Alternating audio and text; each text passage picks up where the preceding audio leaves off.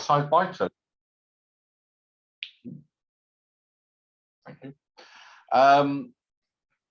Obviously, for people who don't know me, but I think looking through most of the names on there, I know most people. Obviously, I run the non-stop business in EMEA. So I'd like to start off for thanking you all being here. If anyone saw the TBC, it's a mildly similar presentation, but I have got a few updates. I wanted to say thank you to all of you, our customers and our partners, but particularly customers for the continued business. It's been a real pleasure working with everyone this year, and we have done a number of conversations with people, obviously over Zoom or Teams or Skype or whichever mechanism, WebEx that we've been doing. And actually this year it feels like the virtual working has been normalized. So I don't know that's a good thing. It still feels very strange, us all sitting in our little boxes talking to each other on video screens. And I suppose I wrote this before the latest COVID variant was discovered. So we were hoping to be able to say we were getting out from behind the screens and being able to do some face-to-face stuff. So I think that remains to be seen. Hopefully we can all enjoy a good Christmas and this won't impact us until after that. I have been forward-looking and I applied for my first travel visa for nearly 2 years. So I'm being optimistic that we'll be able to travel and come and see people, but we'll see how that goes. So I want to do an update on performance. Anyone who came to the BITUG event last year or any of the user events I presented to, basically I described last year's performance as resilient in challenging conditions. So last year, and that being 2020 in HPE parlance, because we're now in 2022, so this year is last year for us. But last year's performance was a challenge. We ended in a good position on orders. But this year, ending in October for us, for our financial year 21, the business has let back and it has been fantastic. We've had significant investments from across the territory from all of our customers, well, not all of them, but the majority of customers we've seen significant spends of. And we significantly outperformed the expectations that HPE had on us, and we did finish our great year. So I did update this, but got the text. We finished in great shape. So overall, we were about 130% of what the corporation expected us to do, which is an amazing position. It's been one of the biggest years last year that we've had in some time, and it was great to see all the engagements that took on with our customers. If you see the chart at the bottom, you know, particular areas of investment came from UKI and MESA. So we joined together the UK business and the Middle East and South African business into one geo. So that's measured as one. So that had a great performance. So did DACH, which is obviously Germany, Switzerland, Austria. They had a fantastic year last year as well. But there was good performance across the entirety of EMEA. And in the end, as I said, we finished well ahead of what we were expected to do, which is, you know, a great position to be in, because it proves that the market is dynamic, it proves the customers are investing, and that we're moving forward in a really healthy fashion. And so hopefully from a customer's perspective, that's also important to you. We saw major new investments in people's non-stop estates, as well as obviously a wide range of additions and extensions. And we saw you know, major investments across the territory, perhaps a little more focused in Western and Northern Europe than previous years, where there was a wider investment from perhaps Eastern Europe. But in the end of the year, we'd shipped around 61 new systems, which is a really good number for us. Of course, all of those systems were NSX, and we don't no longer have any NSI systems for sale. And I was pleased to hear that we actually in EMEA closed from our Nordics region. We actually closed the first next gen non-stop customer worldwide, where we shipped 2 NS8 X4s. So not only were we incredibly busy, but we were leading the way. In fact, it was one of the areas that was really surprising. We obviously announced a TBC last year, the NS4 and the NS8. superseding the previous generation, which of course was blade based. It usually takes a significant ramp up. We started shipping these at the end of January, beginning of February. However, of last year's performance, of the 61 systems, over 80, in fact, I think in the end it was over 85% of the systems that we shipped were next gen. So the adoption rate and the acceptance of it by you, our customers, has been absolutely fabulous. And we've seen a really fast adoption of this product set, which has been amazing. So as I say, that was a great performance and a bit of a surprise to our corporate colleagues, because I don't think they expected us to ramp up quite that quickly. In fact, the only NS3s and 7s we saw shipped were predominantly those with customers expanding their existing footprint and adding additional systems in. So all things that were right at the beginning of Q1, which was November 2020. So really good performance. Just to show you, this is an NS8 system. Looks slightly different on the principle that it's entirely rack mount based now, as we've gone to a different form factor. That was driven, of course, by the end of sale of the C7000 chassis. And then I can say on this one, as I say, obviously our NS8s really fly, although obviously into the data center. Indeed, I could say all of them fly because they're built in Singapore, so they've all flown to Europe in the first place. But just thought I'd put a few of our more challenging, a photo of a more challenging installation that went on. I'll leave anyone to guess who this may be, and there is a clue in the picture. But yeah, great to see the adoption of the system and these systems going into customer data centers. We saw new business as well. Doing new business at a point in time where, you know, we're sat in our offices and we're not allowed to go out and visit customers is really difficult. But we have seen an expansion, and so, you know, in particular things, we closed a new financial services processor in Saudi Arabia, who are buying footprint to go into a expansion into digital payments.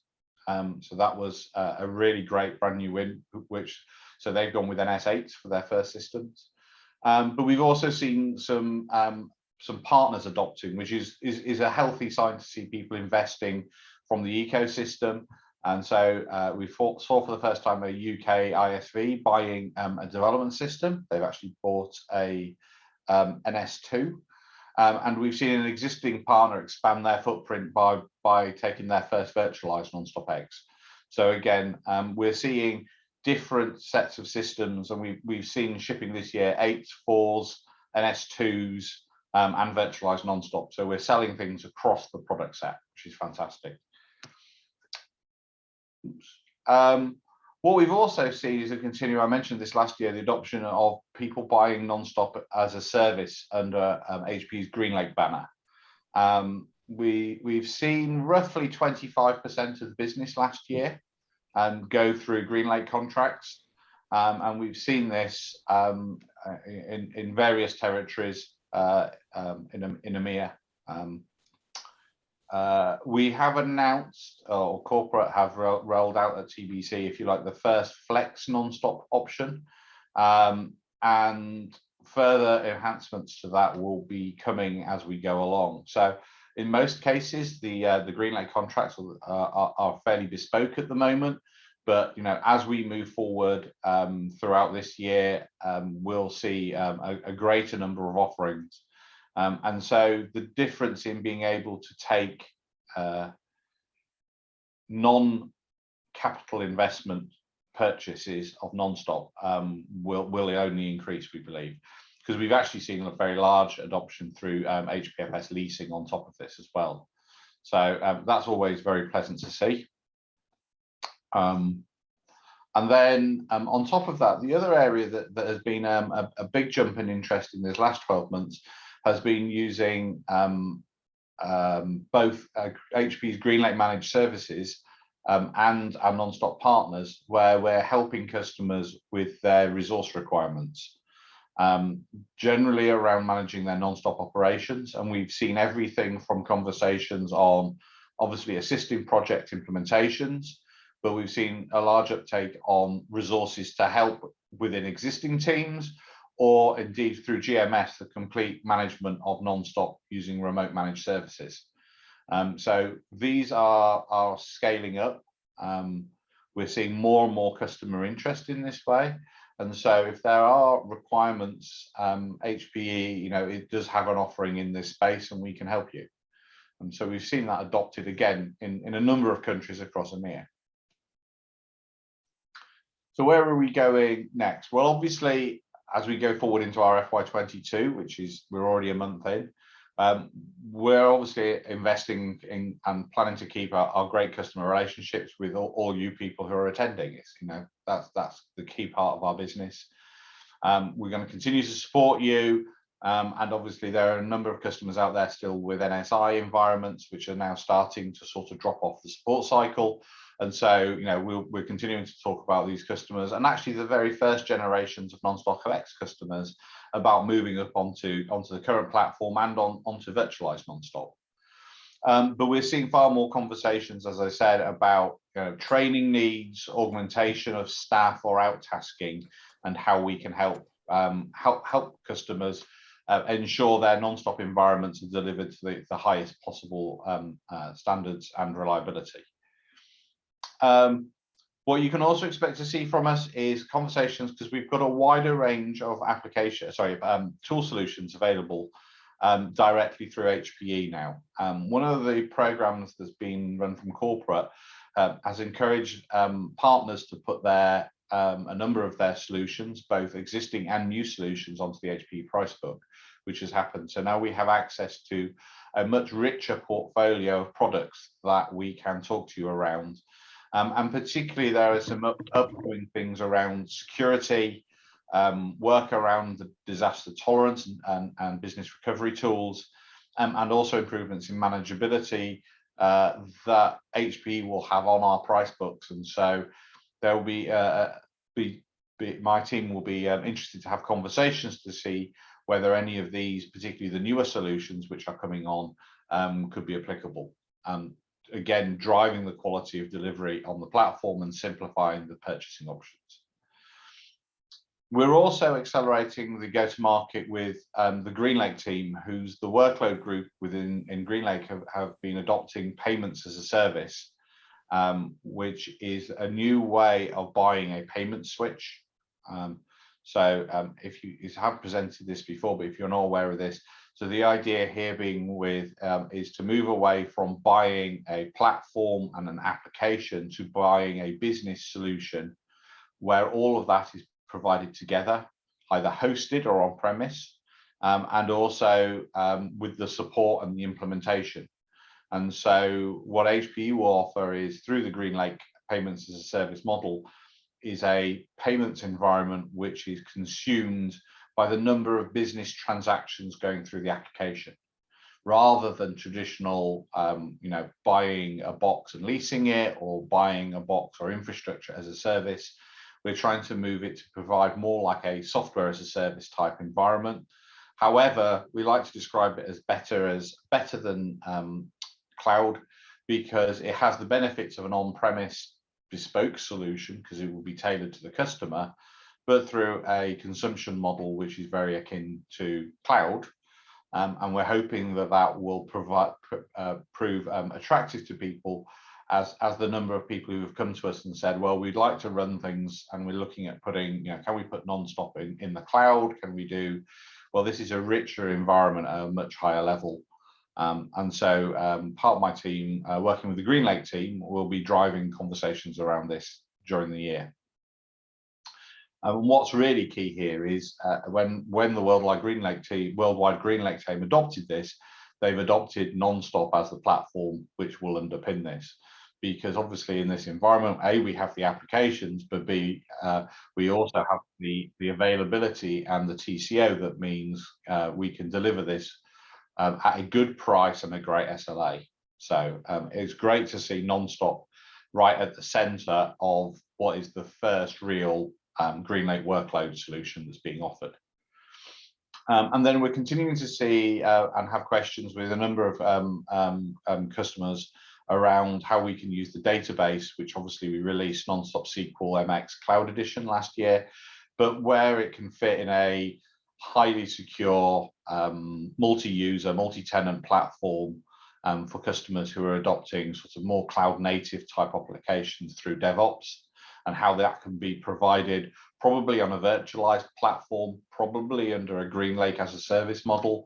And so people will have an alternative to perhaps the traditional database vendors to provide, if you like, a data backbone to an organization for their latest applications.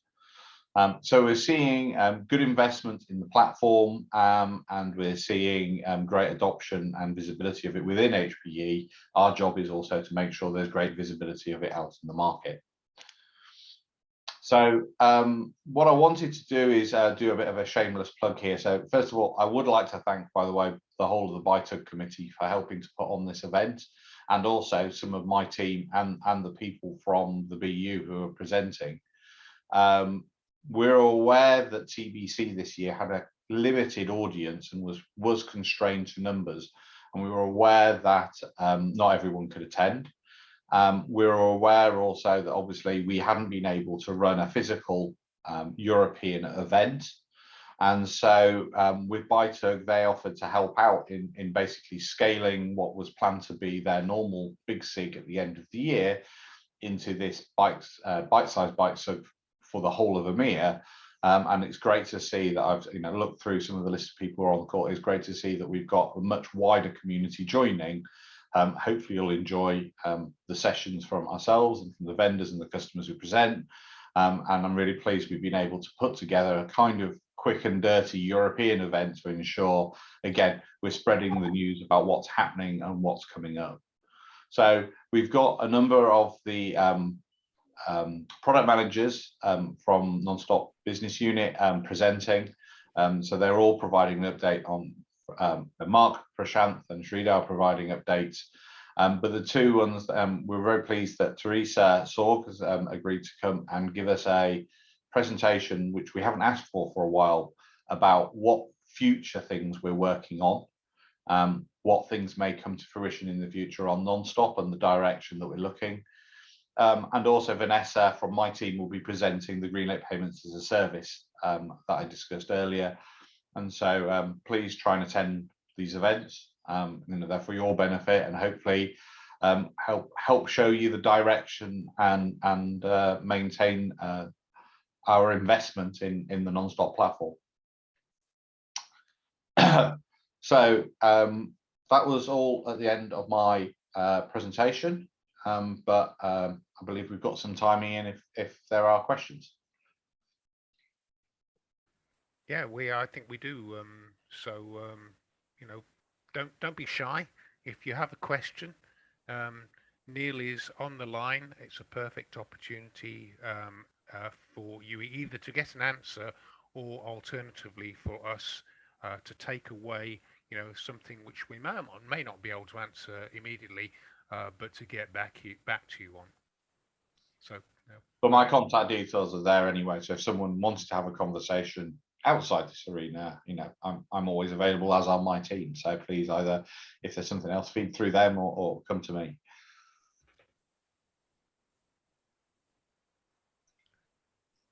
Someone somewhere must have questions that they've been dying to ask. It doesn't matter how stupid, just ask it. There you go. Laios, if you unmute yourself. Yeah, did it already. Hello. Hi. Neil, the countries in Central Eastern Europe were too small on your map when you showed the new customers and so on and so on. And in the managed services, there was one sign somewhere either in Czech Republic, Slovakia or Hungary. I don't know exactly which one was that for the managed services. So there is a customer that signed up in Hungary as part of a much larger contract. I'm not going to mention people by name. So okay. But yes, so we have got a customer within Hungary that's using the GMS service. Okay, great, good. Thank you. And so yeah, the GMS has been an interesting thing because it's an interesting model that they've started to deploy. And so what we have is a first level support access into the environment. And then we're actually the GNSC, some of the members of the GNSC are being assigned and are upskilling to take on many of those non-stop support tasks. So what's really good is we're using a pool of highly experienced non-stop skilled people to take on many of the tasks which a customer would require. And we're quite happy to be flexible from it being a complete managed service to how we can augment staff and skills. So we're open to the conversation. But yeah, we've seen a big expansion in the number of people who who are looking at that, and we've also seen, as I say, quite wide adoption this year. Right. Okay, actually, the main reason I'm asking that, that we are just in a discussion with one of Hungarian bank customer to upgrade to non-stop X, and they might be interested in managed services. Okay, so yeah, we can have that conversation, and that's okay. That's obviously something you as a partner can resell. So okay, good, thanks. We'll hook up on that afterwards. I think, Neil, it's fair to say that the GMS people are also recruiting, and they're interested in non-stop resources at the moment. So, if people have someone they know that might be of interest, then yeah, please let us know, because yes, they are expanding the number of people in the team at the moment. So yes. Other questions, ladies and gentlemen?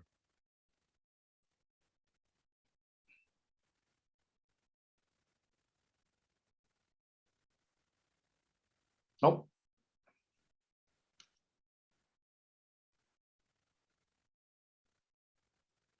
Incredibly quiet, Neil, aren't they?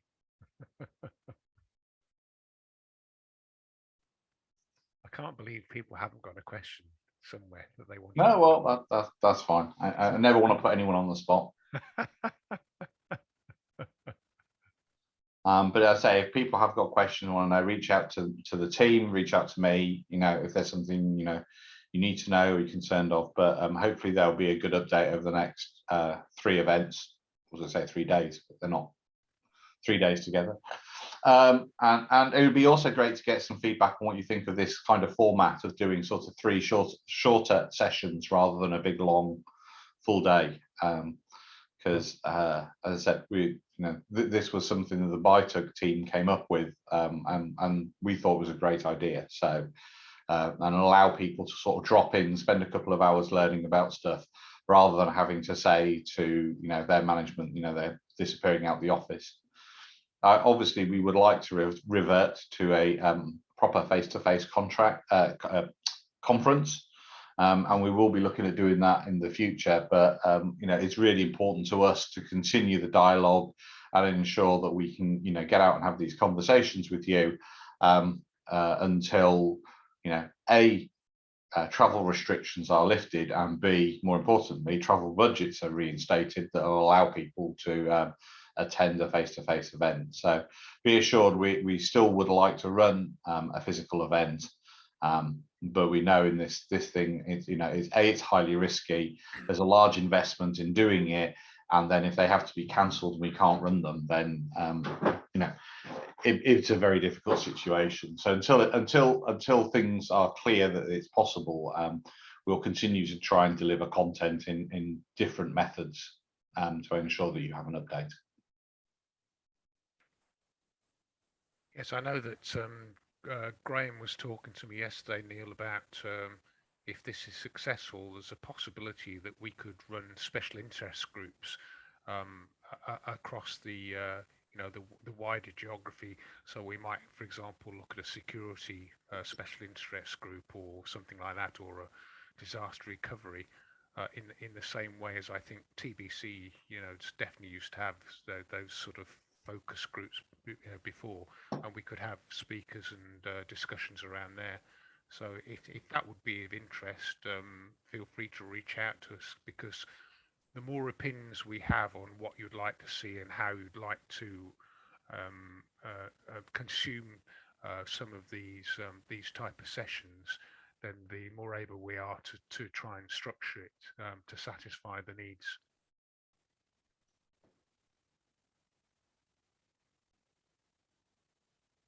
Okay, well, I'll hand back to you, Ian, then.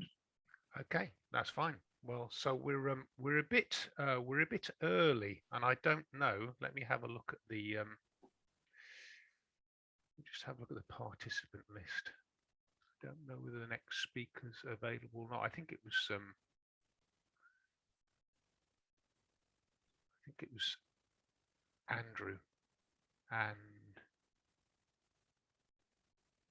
Craig. Let me just have a look, because we could potentially start early if those people are available. Let me just have a look at the list.